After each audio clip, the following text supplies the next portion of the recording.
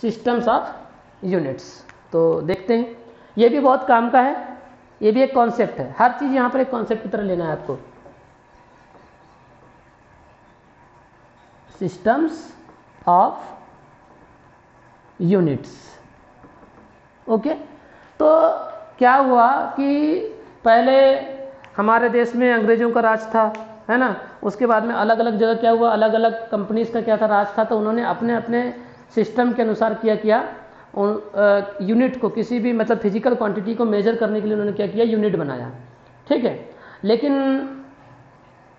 उसमें से कुछ खास यूनिट जो अपने पास में 4 टाइप्स की क्या यूनिट है, जिनके बारे में क्या करना है, मतलब सिस्टम्स है जिनके बारे में क्या करना है, अपने को चर्चा करना है। इसमें सबसे पहली जो यूनिट होती है वो होती है सीजीएस सिस्टम ऑफ यूनिट, है ना, CGS system.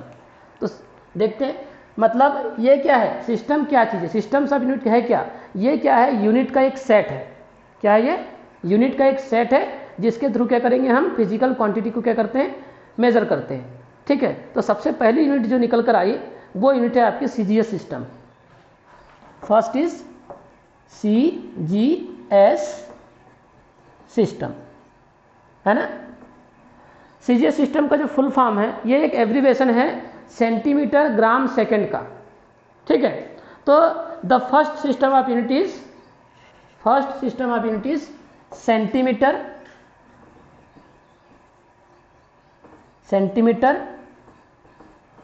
Gram second unit system. The first system of unit is centimeter gram second unit. In this unit, the unit of length is centimeter, unit of mass is gram, and unit of time is second, okay. The first system of unit is centimeter gram second unit. In this unit, the unit of length is centimeter, the unit of mass is gram, and the unit of time is second, okay. This unit used in France, so it is called French or metric system। क्या बोलते हैं इसको, French और metric system कहते हैं। तो इस unit को फ्रेंच और मीट्रिक सिस्टम के नाम से भी जाना जाता है, ठीक है। Also known as French or metric system, okay. तो कोई डाउट नहीं होना चाहिए, है ना। लिखना कैसा है, the first system of units is centimetre gram second system, है ना। This is abbreviated of CGS system, है ना, या इसको हम ऐसा संक्षिप्त रूप में क्या कर सकते हैं, abbreviation as a CGS system कहते हैं इसको। In this system the unit of length is centimetre, unit of mass is gram, and unit of time is second, okay. तो एक 3 फिजिकल यूनिट्स का क्या कर दिया आपने, एक सेट बना दिया, centimetre gram length mass time, ये 3 आपकी क्या है, फिजिकल क्वांटिटी है। इन तीनों फिजिकल क्वांटिटी की 3 यूनिट हो गई, सेंटीमीटर ग्राम सेकंड, ये एक सेट बन गया जिसको हमने सिस्टम बोला, ठीक है, सीजीएस सिस्टम। और ये इसको आल्सो नोन क्या कहते हैं, हम इसको फ्रेंच सिस्टम भी कहते हैं या मीट्रिक सिस्टम भी इसको कहते हैं, ओके।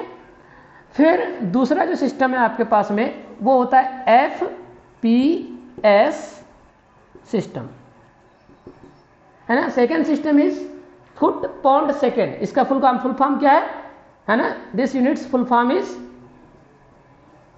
फुट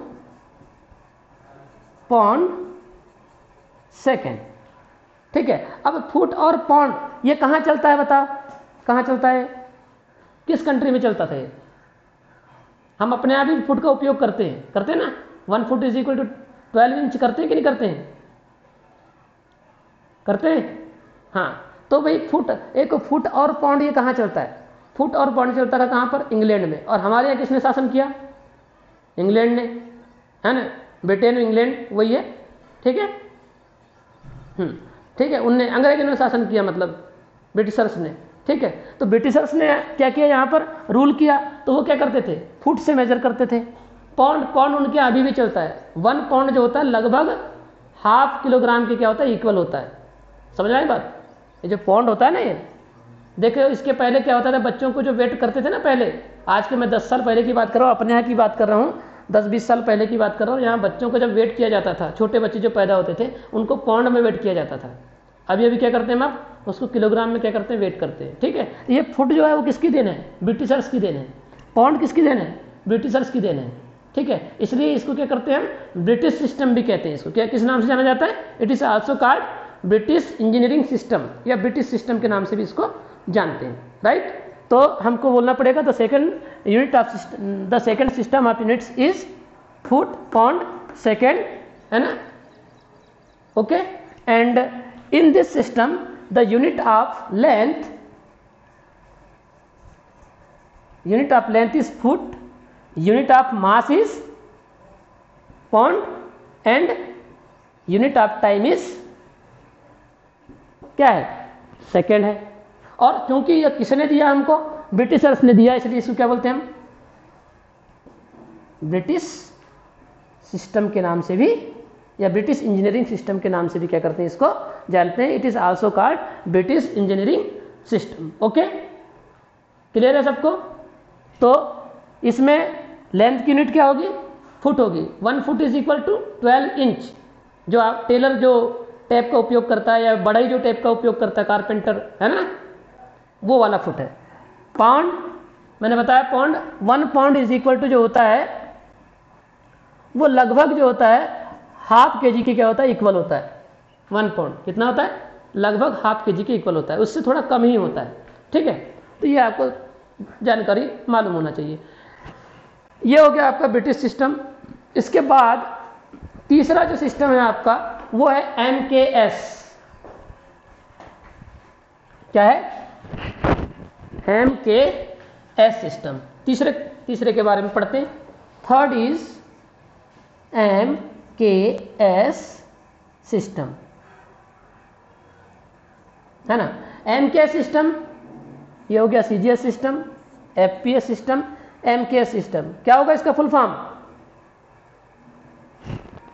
कि मुकेश कार्य सर नहीं होगा ऐसा, मीटर किलोग्राम सेकेंड। ओके। तो ये हो गया MTR, मीटर किलोग्राम, और ये सेकेंड, है ना। This is full form is, है ना, या this units full form is metre kilogram second. Okay. It is the improved form of CGS system. देख रहे हैं इम्प्रूव्ड फॉर्म कैसे है, कैसे इम्प्रूव्ड है। सेंटीमीटर था, मीटर कर दिया, हाँ, बड़ी होगी, मतलब उसको क्या कर दिया, इम्प्रूव कर दिया, क्योंकि ये यूनिट बहुत छोटी छोटी थी ना। अब 1 सेंटीमीटर इतना सा होता है। अब 1 सेंटीमीटर में कपड़ा नापेंगे क्या, हम नापेंगे? सेंटीमीटर में कपड़ा नापेंगे तो बात गड़बड़ हो जाएगी। शक्कर को अगर मैं ग्राम में नापने बैठ जाऊँ, मेरे को 5 ग्राम शक्कर दो जी के, तो दुकान वाला भगा देगा। ठीक है।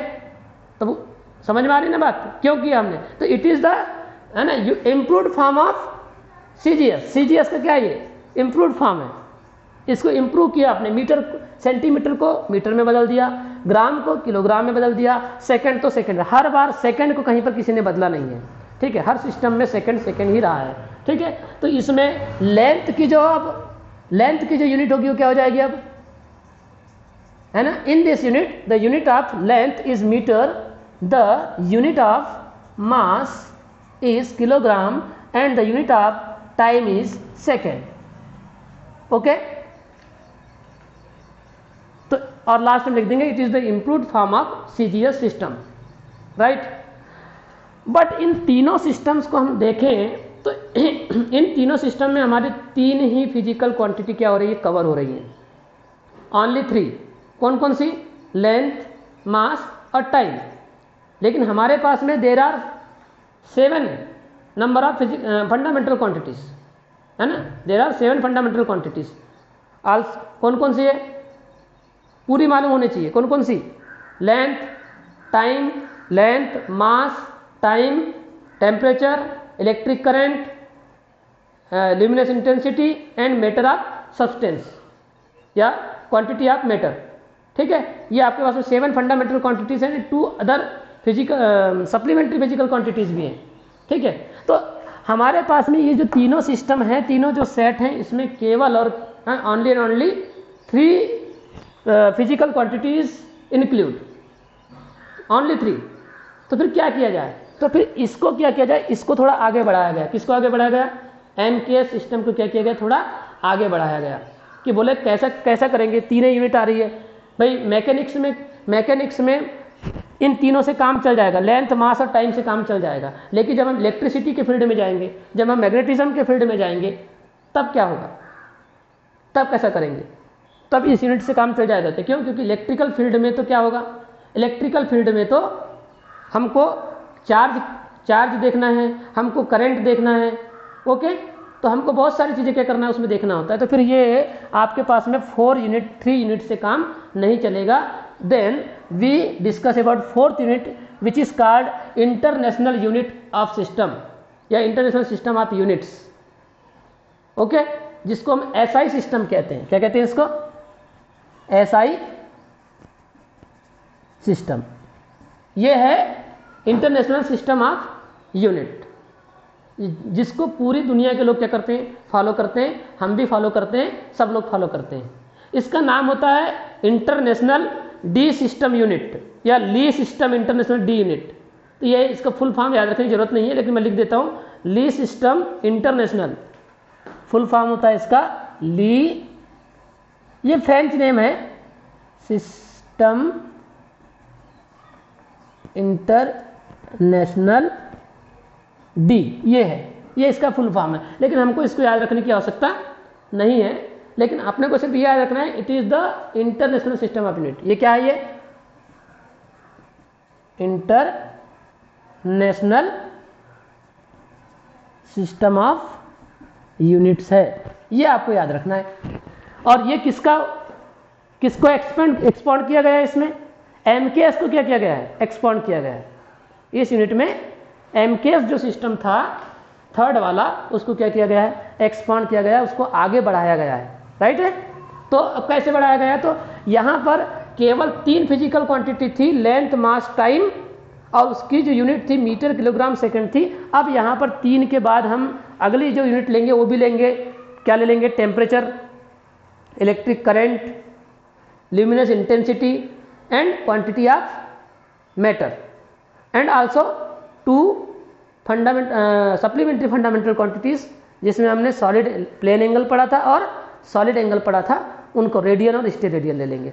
तो अब ये क्वेश्चन एमपी बोर्ड की जो एग्ज़ाम होती है, मेन एग्ज़ाम, उसमें कई बार पूछा गया है कि एसआई सिस्टम में जो फिजिकल क्वांटिटीज़ हैं, in SI system physical quantities के आपको क्या करना है, यूनिट लिखना है और उसका सिंबल लिखना है, यूनिट और यूनिट के सिंबल लिखना है। तो एक मैं टेबल बना दे रहा हूँ, इसमें ये आपको एग्जाम में आएगा। ठीक है, तो thus the SI system we consider 7 fundamental quantities and 2 supplementary fundamental quantities. Okay, उसको देखते हैं, name and symbol, physical quantity, name, unit का नाम और उसका सिंबल देखते हैं। तो एक टेबल में क्या करता हूँ, फॉर्मेशन करता हूँ इसका, जिसमें एक सीरियल नंबर पहले रहेगा, उसके बाद में आपके पास में रहेगा क्वांटिटी,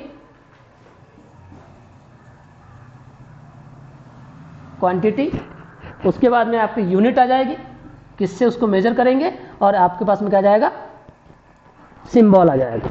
ओके, ये एक टेबल में बना देता हूँ। एसआई सिस्टम में ये पूछता है, एसआई सिस्टम में फंडामेंटल क्वांटिटीज का नाम चाहिए, यूनिट चाहिए और उसका सिंबल लिखिए। ये आपको कंठस्थ हो जानी चाहिए, ये आपको भूलना ही नहीं है।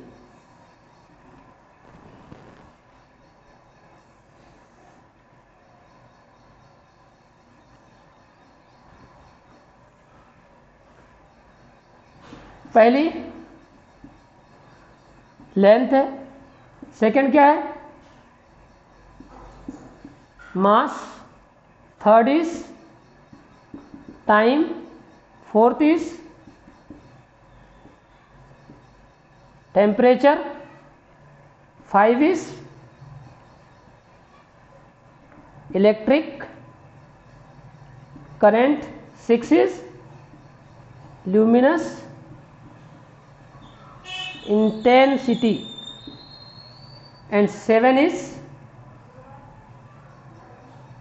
quantity of matter. Okay, and 7 के बाद में इसको मैं थोड़ा सा क्लोज करता हूं, यहां पर आ जाएगी सप्लीमेंट्री फंडामेंटल क्वांटिटीज. कौन कौन सी बताइए? 1 plane angle and second is solid angle. Okay, अब इनको देखते हैं.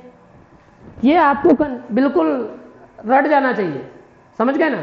Length, mass, time, temperature, electric current, है ना, luminous intensity, quantity of matter और सप्लीमेंट्री क्वांटिटी में plane angle and solid angle. Yes. Length की यूनिट क्या होती है? मीटर. अब देखो बुक में भी उसने क्या कर दिया, जब फुल फॉर्म लिखा है तो कल ही हमने ला पढ़े हैं. क्या पढ़े हमने कल? ला कि अगर उसको आप पूरा लिखते हैं, फुल फॉर्म लिखते हैं, तो आपको क्या लिखना चाहिए? स्मॉल लेटर में लिखना चाहिए. और बुक वाले ने क्या कर दिया? बुक वाले ने कैपिटल लेटर में लिख डाला. हाँ, स्मॉल में लिखा है, कैपिटल एम तो नहीं लिखा है. हाँ गुड. चलो ये देखो प्रबोध हाँ नहीं, स्मॉल एम नहीं, ये फुल फॉर्म में ये यहां पर कैपिटल एम है कि स्मॉल एम है? क्या है यहां? स्मॉल. चलो ठीक.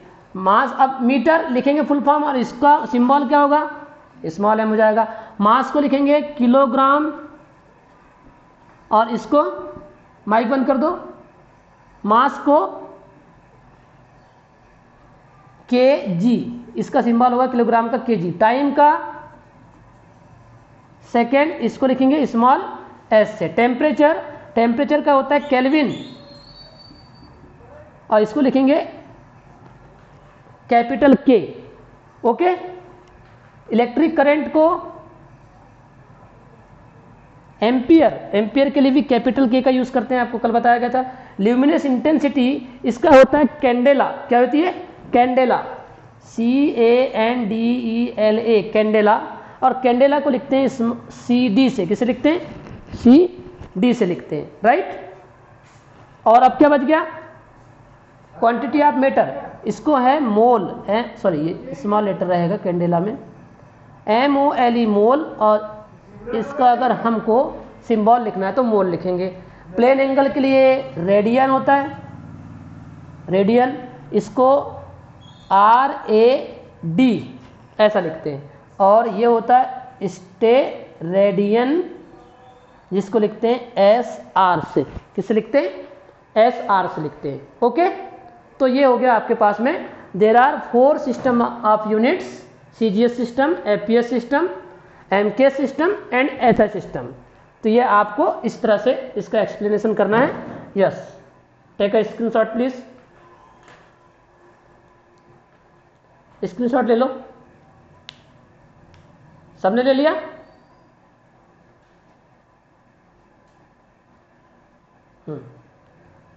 बढ़े आगे. मिटा दूं? चलो ठीक.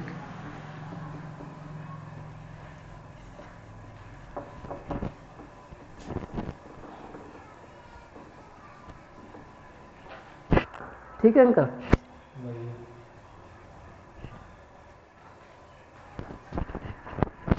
ऑनलाइन हाँ, सब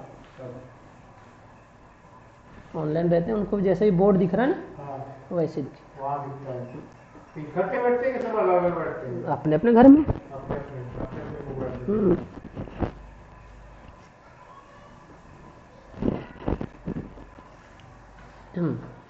यस. 4 यूनिट्स के बाद में अब हम डिस्कस करते हैं लेंथ के कुछ. देखो लेंथ किसको बोलते हैं? लेंथ किसको बोलते हैं? The distance between any 2 points in space is called length. Okay, length किसको, अगर लेंथ को हमको क्या करना है, डिफाइन करना है, तो क्या बोलेंगे, लेंथ को डिफाइन करेंगे the distance between any 2 points in space is called length. अब क्या होता है कि कई बार हमको बहुत ज़्यादा छोटी लेंथ को क्या करना होता है, मेज़र करना होता है, बहुत ज़्यादा छोटी लेंथ को क्या करना होता है, मेज़र करना होता है, और कभी कभी क्या होता है हमको बड़ी लेंथ को भी क्या करना होता है, मेज़र करना होता है। ठीक है, तो उसके लिए क्या करते हैं हम, यूनिट्स देखते हैं। हमारे पास में जैसे मीटर है, मीटर के बाद में क्या करते हैं हम, सेंटीमीटर उससे छोटी हो जाती है, लेकिन हमको ये तो सेंटीमीटर भी हम देख पा रहे हैं, लेकिन क्या होता है कई जगह कई बॉडीज़ इतनी छोटी होती हैं, कई सब्सटेंस इतने छोटे होते हैं कि उनको मेज़र करने के लिए इन यूनिट्स का हम यूज़ नहीं कर सकते। तो फिर क्या करें, तो क्या किया गया, जैसे बायोलॉजिकल सब्सटेंस है या बायोलॉजिकल ऑर्गेनिज्म है ना, उनको माइक्रोस्कोप से देखना होता है, तो उनका साइज तो बहुत छोटा है ना, जिनको हम अपनी आंखों से भी देख नहीं पा रहे हैं, तो उनको कैसे मेजर करेंगे, उनके लिए कौन सी यूनिट का क्या करेंगे, यूज़ करेंगे। ठीक है। दूसरी बात, न्यूक्लियर कहना चाहिए या एटम के बारे में बात कर ले। एटम है, न्यूक्लियर फिजिक्स जब हम पढ़ते सॉरी पानी लेके आना पड़ेगा कल से। न्यूक्लियर फिजिक्स का जब क्या करते हैं हम स्टडी करते हैं, तो उसमें एटम और न्यूक्लियस के बारे में चर्चा करते हैं। तो भाई एटम का साइज क्या होगा, न्यूक्लियस का साइज क्या होगा, है ना, तो इनके बारे में क्या करते हैं हम चर्चा करते हैं। तो सबसे पहले देखते हैं हम कुछ units for small distance, very small distance and unit for very large distance. अब कई डिस्टेंस बहुत ज़्यादा भी लार्ज हो जाती है, जैसे मान चलो हमको अर्थ से क्या करना है, सन के बीच की डिस्टेंस क्या करना है, मेजर करना है। अर्थ से सन के बीच की डिस्टेंस क्या करना है आपको मेजर करना है, तब क्या करेंगे, तो उसको देखते हैं।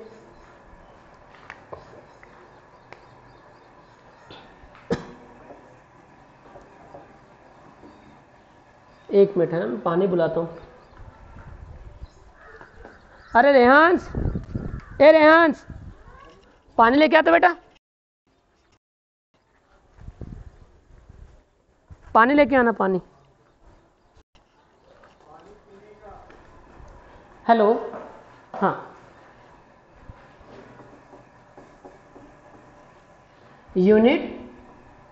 Units for very small distance.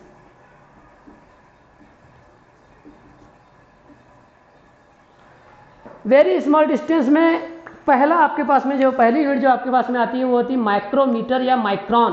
क्या बोलते हैं इसको, माइक्रोमीटर या माइक्रॉन कहते हैं।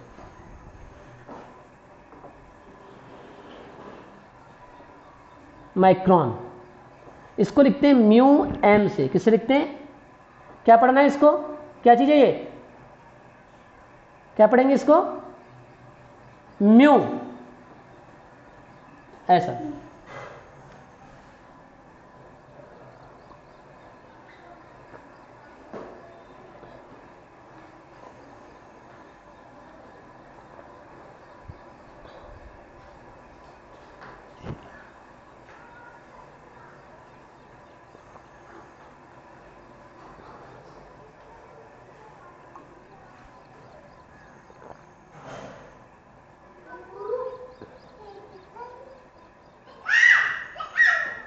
ले इधर इधर, इसमें कितना कचरा है, मम्मी को दिखाना जा।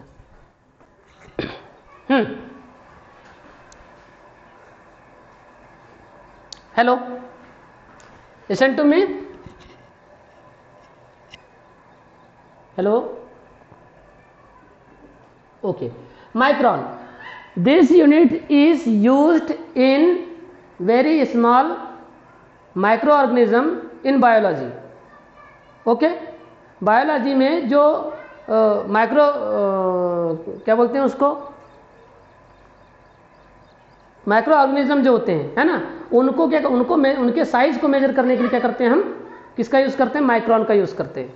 ओके, तो हम अगर उसको बोलना चाहें कि व्हाट इज़ द माइक्रॉन या माइक्रोमीटर, दोनों नाम इसका, माइक्रॉन भी बोलते हैं इसको, माइक्रोमीटर भी कहते हैं। ठीक है, तो this unit is used in biology for express the size of microorganism. Okay, 1 micron is equal कितना होता है? तो 1 micron 1 micrometre is equal to होता है 10⁻⁻⁻6 मीटर। कितना होगा? For size of microorganism in biology. Okay, किसके लिए करते हैं यूज हम इसका? बायोलॉजी में माइक्रो ऑर्गेनिज्म के साइज को एक्सप्रेस करने के लिए क्या करते हैं? इसका यूज करते हैं। राइट है? ओके, अब ये इसका मतलब क्या है? अब देखो ये कितना स्मॉल है, इसको थोड़ा समझते हैं। अगर इसको हम जाने तो 1 माइक्रोमीटर इज इक्वल टू हो जाएगा 1 अपॉन, और कितने जीरो लगेंगे? 1 2 3 4 5 6। कितना हुआ? नीचे में कितना लिखा हुआ है? 10 लाख। कितना लिखा है? 10 लाख लिखा है ना? तो आप बताइए, इतना लिखा हुआ है 1 micrometre is equal to 1 upon 10 lakh metre. मतलब एक मीटर को कितने पार्ट्स में डिवाइड करोगे आप? 10 लाख में क्या करोगे आप? डिवाइड करोगे। कितने में? 10 लाख में क्या करोगे आप? डिवाइड करोगे। और 10 लाख में डिवाइड करने के बाद वो जो 10 लाख डिवाइड करने के बाद में एक छोटा सा पार्ट मिलेगा, उस पार्ट को क्या कहेंगे हम? 1 माइक्रोन कहेंगे। तो सोचो, अब सोचिए कितना छोटा है। बात समझ में आ रही है? कितना छोटा हुआ? जैसे हम 1 मीटर को कितने पार्ट्स में डिवाइड करते हैं? 100 पार्ट्स में डिवाइड करते हैं, तो क्या हो जाता है ना? कितना हो जाता है? 1 सेंटीमीटर हो जाता है। अब अपने को 1 मीटर को कितने पार्ट में डिवाइड करना है? 10 लाख में क्या करना है? आपको डिवाइड करना है। और 10 लाख में जब आपको डिवाइड करेंगे तो एक छोटा सा टुकड़ा मिलेगा हमको, है ना? उसको कहेंगे हम क्या? 1 माइक्रोन कहेंगे। क्लियर है कोई बात? हाँ, इतना छोटा होगा। तो ये हुआ। अब इससे भी छोटे वाले पर चलते हैं, है ना? ये तो केवल माइक्रो ऑर्गेनिज्म को के साइज को एक्सप्रेस करने के लिए हम किसका यूज करते हैं? माइक्रोन का यूज करते हैं। इससे भी और छोटा होता है, जिसको बोलते हैं एंगस्ट्रॉम। एंगस्ट्रॉम, और एंगस्ट्रॉम को लिखा जाता है, ए लिखते हैं और उसके ऊपर ऐसा जीरो लगाते हैं। क्या करते हैं? एंगस्ट्रॉम को इस तरह से लिखते हैं, ए पर 0। ठीक है? This unit is used to express of size of atom और न्यूक्लियस इन न्यूक्लियर फिजिक्स। जब हम न्यूक्लियर फिजिक्स की क्या करते हैं? स्टडी करते हैं। और न्यूक्लियर फिजिक्स में एटम और न्यूक्लियस की साइज को एक्सप्रेस करने के लिए जिस यूनिट का क्या करते हैं? यूज करते हैं, दैट इज कॉल्ड एंगस्ट्रॉम। और ये एंगस्ट्रॉम इस माइक्रोन से भी छोटा होता है। माइक्रोन से भी क्या होता है? स्मॉल होता है। क्लियर है? किससे छोटा होता है? माइक्रोन से भी क्या होता है? छोटा होता है। तो एंगस्ट्रॉम जो है, इसको 1 angstrom is equal to, sorry बीच में लगाना है, इज इक्वल टू 10⁻⁻10 मीटर। मतलब और जीरो यहाँ पर 1 2 3 4 जीरो क्या कर देना है? आपको बढ़ा देना है। ओके, तो सोचो और कितना छोटा हो गया? माइक्रोन से भी 1000 नहीं, 10,000 क्या हो चुका है? छोटा हो चुका है वो। ठीक, तो ये हो गया 1 एंगस्ट्रॉम। आपको याद रखना चाहिए, ये सब याद रखना है। तो जो कोई एटम है, एटम का साइज आप एंगस्ट्रॉम में, जब आप केमिस्ट्री पढ़ेंगे तो केमिस्ट्री में एटम और एटम की जो रेडियस है उसको किस में मेजर करोगे आप? एंगस्ट्रॉम में मेजर करने वाले हो। केमिस्ट्री में पढ़ोगे आप कि जब एटम और एटम की रेडियस जब आप क्या करेंगे, या न्यूक्लियस का साइज जब आप लिखेंगे तो उसको एंगस्ट्रॉम में लिखा जाता है। मैं लिख देता हूँ यहाँ पर, फॉर साइज ऑफ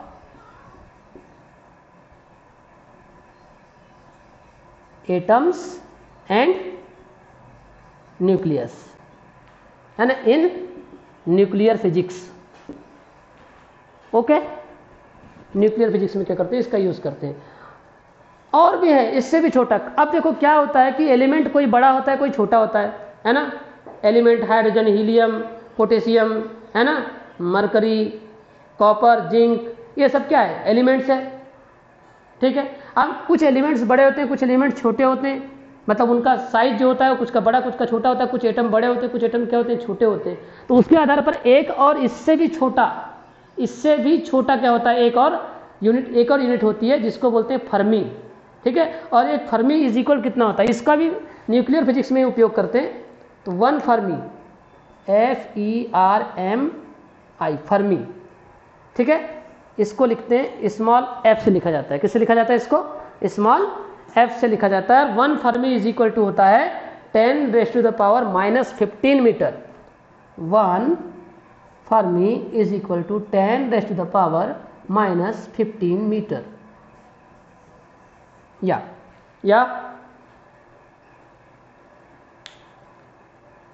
मतलब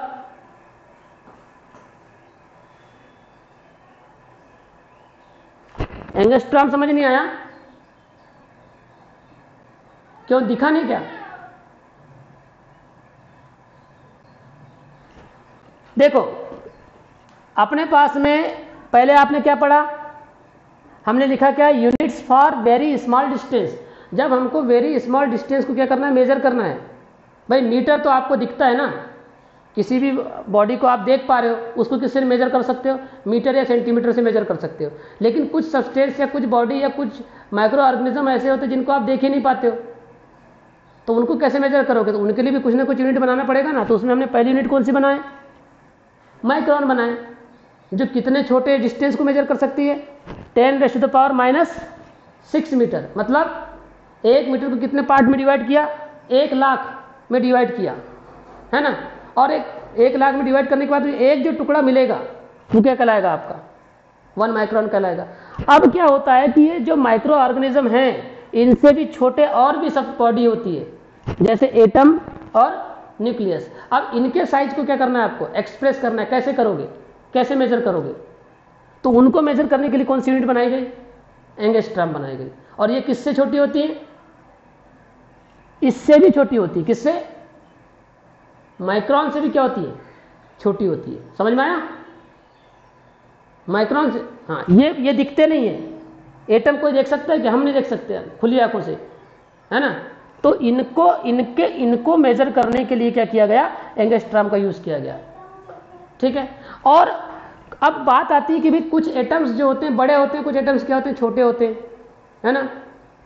जैसे हाइड्रोजन एटम छोटा होता है, लेकिन अगर यहाँ पर मैं जिंक के बारे में बात करूँ, ये बड़ा होता है। और थोड़ा बात करूँ आगे जाके तो और ज़्यादा बड़ा हो जाएगा, है ना। तो अब एटम्स के साइज कुछ छोटे होते हैं, कुछ बड़े होते हैं, तो उस आधार पर और भी छोटा यूनिट है वो आपका है फर्मी। यानी सबसे छोटा, छोटों में सबसे छोटा कौन हो गया, सबसे बड़ा कौन हो गया, माइक्रोन हो गया। उससे भी छोटा कौन हो गया, एंगस्ट्रॉम हो गया। और उससे भी छोटा कौन हो गया, उससे भी छोटा कौन हो गया, फर्मी हो गया। क्लियर हो गई बात? अब इस तरह से होगा। और इसका भी यूज किस में करते हैं, एटम और न्यूक्लियस के साइज को ही एक्सप्रेस करने के लिए क्या करते हैं, इसका यूज करते हैं। ठीक है, तो ये तो हो गया स्मॉल डिस्टेंस के बारे में, क्योंकि हम अभी तक के डिस्टेंस में नापते थे मीटर और सेंटीमीटर और डेसीमीटर, ज़्यादा से ज़्यादा, है ना। मीटर, सेंटीमीटर और डेसीमीटर ये जानते थे। उससे बहुत छोटा ये हो जाएगा। अभी मैं एक आपको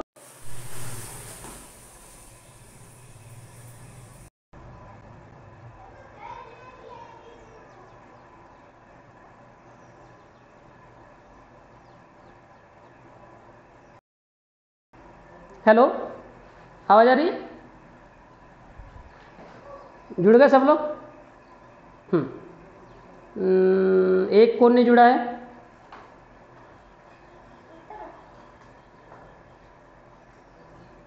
आज इतने लोग जुड़े हुए थे क्या? ओके। राजा नहीं आया?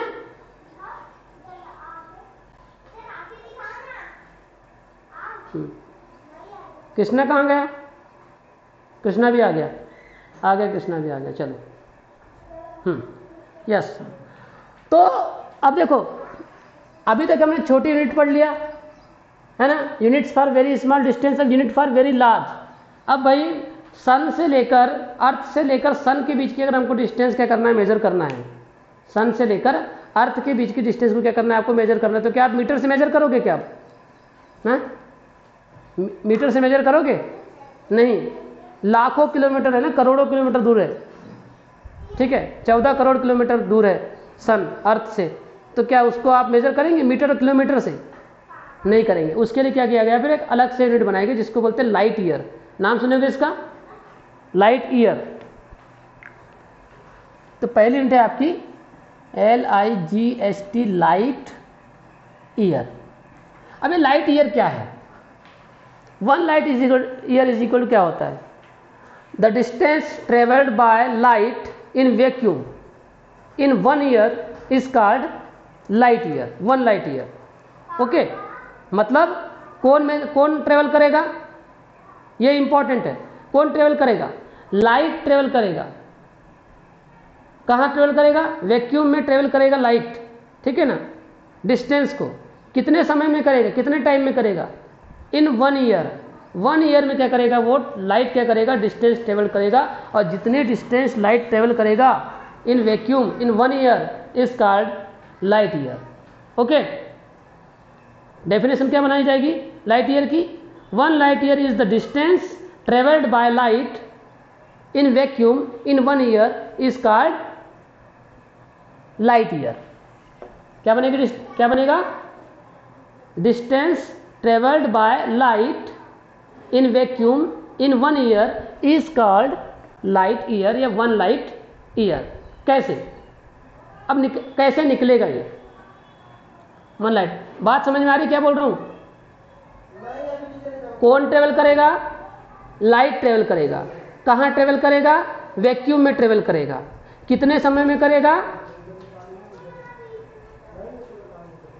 1 ईयर में करेगा। तो वो 1 ईयर में लाइट ने ट्रेवल किया, कहां? वैक्यूम में। तो जितने डिस्टेंस क्या कर लेगा वो ट्रेवल कर लेगा, उस डिस्टेंस को क्या कहेंगे हम?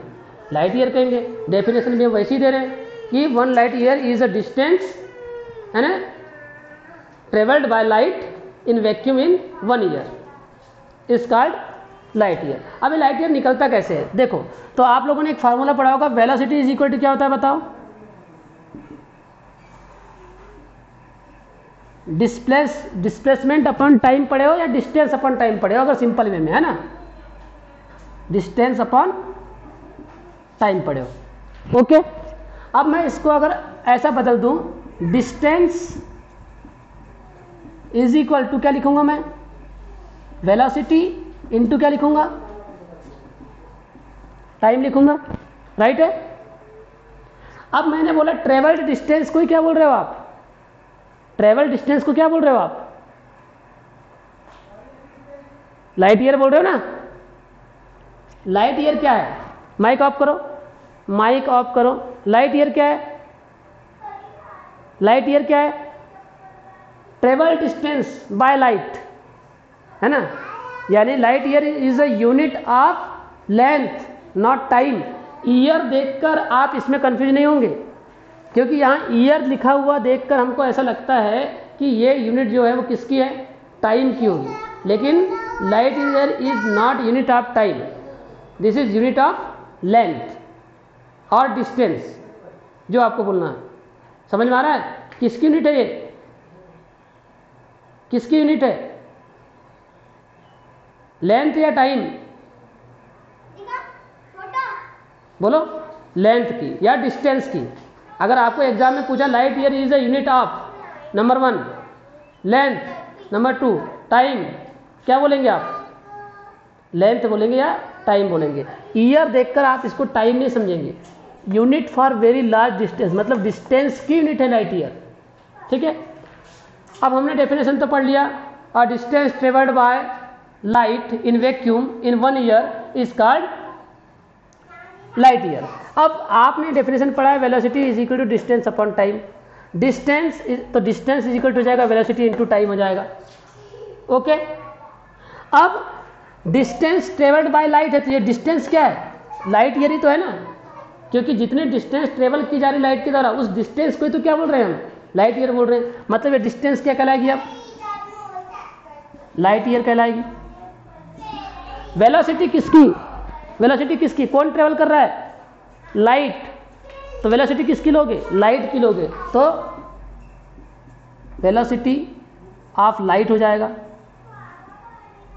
इनटू टाइम, कितना टाइम ले रहे हो, 1 ईयर, 1 ईयर ले रहे हो तो यहां पर क्या आ जाएगा, 1 ईयर आ जाएगा। ओके, क्लियर है, ठीक है, नीचे नीचे पढ़ा रहा हूँ। हाँ, तो क्या हो जाएगा, light year is equal to velocity of light. अब ये लाइट ईयर को लिखते हैं LY से, 1 लाइट ईयर। ओके, अब बताइए वेलोसिटी कितनी होती है लाइट की, लाइट की वेलोसिटी है किसी को मालूम, do you know everybody, no, मालूम होना चाहिए, 3 × 10⁻⁸ मीटर पर सेकेंड, ये होती है लाइट की speed in air or vacuum.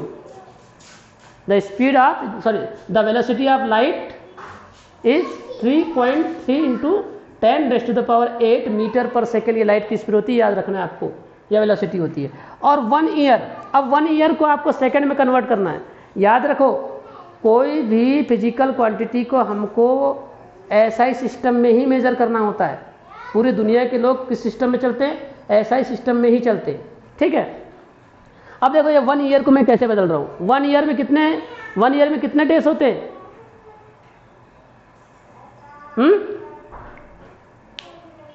Yes 365 days होते हैं। अच्छा, 1 डे में कितने आवर होते हैं, 24। ओके, 1 आवर में कितने मिनट होते हैं, 60 × 60। और 1 मिनट में कितने सेकंड होते हैं, 60। तो ये हो गया आपके पास में 1 ईयर में कितने सेकंड हो गए, 365 × 24 × 60 × 60। ओके, इतने सेकंड होते हैं 1 ईयर में। कैसे निकाला, समझ में आया, 1 ईयर में कितने डेज, 365, 1 डेज में कितने आवर्स, 24 आवर्स, 1 आवर्स में कितने मिनट्स, 60 मिनट्स, और 1 मिनट में कितने सेकंड, 60 मिनट्स। जब इसका पूरा कैलकुलेशन करते हैं तो 1 light year is equal to आ जाता है 9.46 मीटर, 9.46 × 10⁻15 मीटर, इतना। क्लियर हुआ, तो कितनी बड़ी डिस्टेंस है ये बताइए, 1 light year is equal to 9.46 × 10⁻15 metre, इतनी बड़ी डिस्टेंस है आपकी, ठीक है।